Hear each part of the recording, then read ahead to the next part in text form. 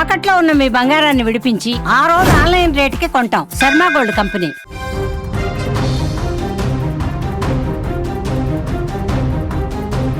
కరీంనగర్ జిల్లాలో గుండెలు పగిలే విషాదం చోటు చేసుకుంది. ఒకే ఇంట్లో 5 రోజుల వ్యవధిలో 2 ప్రాణాలు గాల్లో కలిసిపోయాయి. కట్టుకున్న భార్య కానరాని లోకాలకు వెళ్లిన బాధను దిగమింగలేక, బంధువుల సూటి పోటలు మాటలు భరించలేక ఓ ఎస్ఐ బలవన్మరణానికి పాల్పడ్డారు. 5 రోజుల కిందట భార్య ఆత్మహత్య చేసుకుంటే, నేడు ఆమె 5వ రోజు కర్మకాండల రోజే భర్త కూడా తనువు చాలించడం స్థానికంగా ఇప్పుడు పెను సంచలనంగా మారింది. ఒకప్పుడు నవ్వులతో విరిసిన ఆ సంసారం నేడు శ్మశాన నిశ్శబ్దంలో మునిగిపోయింది. ఆ దంపతుల మరణంతో 7 ఏళ్ళు 5 ఏళ్ల వయసున్న 2 చిన్నారి పిల్లలు అనాథలుగా మారిన తీరు చూస్తుంటే కన్నీళ్లు ఆగడం లేదు. కరీంనగర్ 2 టౌన్ ఎస్ఐగా విధులు నిర్వహిస్తున్న చంద్రశేఖర్ జీవితం ఇలా విషాదాంతం అవుతుందని ఎవరు కూడా ఇప్పుడు ఊహించలేకపోతున్నారు. అసలు ఏం జరిగిందంటే, ఈ నెల 17వ తేదీన చంద్రశేఖర్ భార్య దివ్య అనారోగ్య కారణాలతో ఆత్మహత్య చేసుకుంది.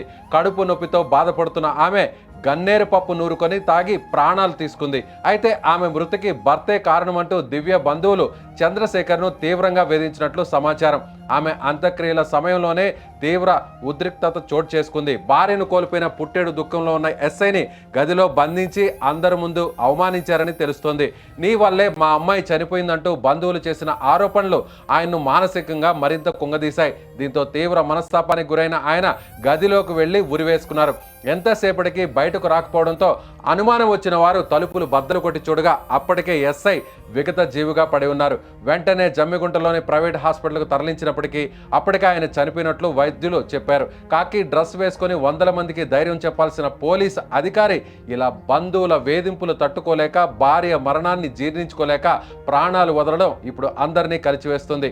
అన్నిటికంటే విషాదకరమైన విషయం ఏంటంటే, వీరిద్దరికీ ఉన్నటువంటి చిన్న పిల్లల పరిస్థితి ఇప్పుడు ఏంటి అనేది అందరూ కూడా ఆందోళన చెందుతున్నారు. తల్లి లేదన్న బాధ నుంచి తేరుకోకముందే ఇప్పుడు తండ్రి కూడా విగత జీవిగా మారడంతో ఆ చిన్నారులు బిక్కమొహం వేశారు. 7 ఏళ్ల బాబు 5 ఏళ్ల పాపకు ఇప్పుడు తలదాచుకోవడానికి నీడ కూడా కరువైంది. అత్తగారింట్లో జరిగిన ఈ దారుణం జిల్లా వ్యాప్తంగా చర్చనీయాంశంగా మారింది. ఒకవైపు భార్య మరణం, మరోవైపు బంధువుల నిందలు, ఈ రెండిటి మధ్య నలిగిపోయిన ఒక నిండు ప్రాణం బలైపోయింది.